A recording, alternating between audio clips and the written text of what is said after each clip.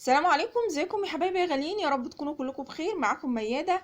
اهلا بيكم في فيديو جديد. وفيديو النهارده وصفة حلوة جدا يا بنات، هتطول الشعر وهتغذيه وهتحفز نمو الشعر بمكونات سهلة وبسيطة جدا ومفيدة وموجودة عندك في البيت، مش مكلفة خالص. هنعمل وصفة طبيعية ومضمونة وهتشوفي منها نتيجة حلوة جدا هتعجبك. ولو عجبك الفيديو ده واول مرة تشوفي القناة، ما تنسيش الاشتراك عشان يوصلك مني كل جديد. ويلا نشوف مكونات الوصفة بتاعتنا ايه. واول مكون هحتاج في الوصفه بتاعتنا بنات، هنحتاج بيضه كامله. هنجيب بوله كده ونكسر البيضه دي ونفضيها فيه.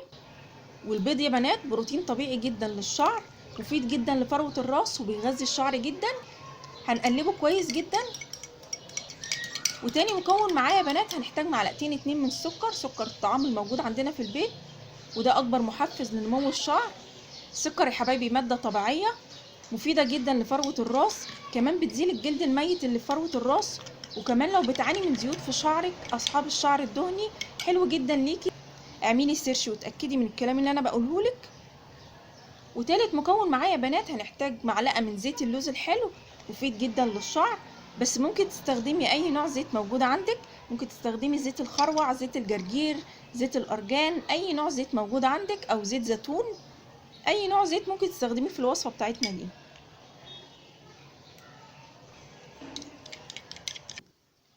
واخر مكون معايا بنات، هنحتاج معلقه من النشا، نشا الذره او الكورن فلاور، هنحتاج منه معلقه واحده.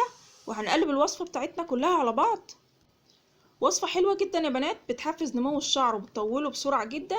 هنعمل الوصفه بتاعتنا دي، هنوزعها على الشعر وهندلكها بفروه الراس. هندلكها لمده 5 دقايق وهنسيبها على شعرنا لمده ساعه، وبعد كده نغسلها بميه دافيه.